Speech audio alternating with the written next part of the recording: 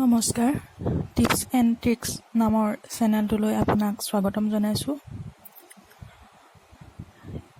আহকচোন আজি আমি জানো শ্ৰীকৃষ্ণৰ জন্মাষ্টমীৰ কেইটামান বিশেষ কথা।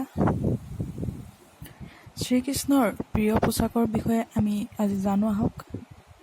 শ্ৰীকৃষ্ণৰ জন্মাষ্টমী ২৬ আগষ্ট।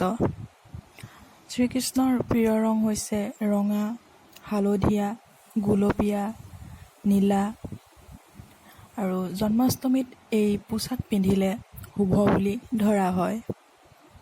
সৰুৰে পৰা যশোদাই শ্ৰীকৃষ্ণক এই ৰঙৰ পোছাক পিন্ধাইছিল, সেয়েহে শ্ৰীকৃষ্ণই এই পোছাকৰ ৰঙৰ প্ৰতি ভাল পোৱা গঢ় লৈ উঠিছিল।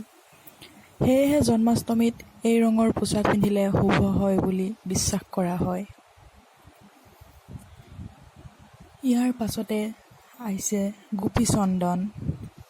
শ্ৰীকৃষ্ণই গোপীচন্দন ভাল পাইছিল, তেওঁ ব্যৱহাৰ কৰিছিল।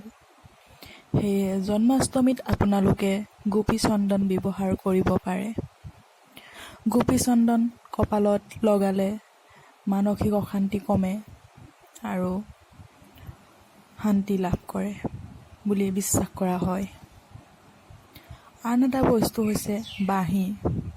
শ্ৰীকৃষ্ণই বাঁহী বহুত ভাল পাইছিল, তেওঁৰ বাঁহীৰ সুৰে সকলোকে মোহিত কৰিছিল। সেয়েহে জন্মাষ্টমীত ঘৰত এটা বাঁহী অনাটো অত্যন্ত শুভ। জন্মাষ্টমীত শ্ৰীকৃষ্ণক বাঁহী নিবেদন কৰিলে আপোনাৰ জীৱনৰ সমস্যা দূৰ হয় বুলি বিশ্বাস কৰা হয়। আশা কৰোঁ এই টিপছ এণ্ড ট্ৰিক্সৰ জন্মাষ্টমীৰ বিশেষ এই ভিডিঅ'টো আপোনালোকে ভাল পালে। আগলৈও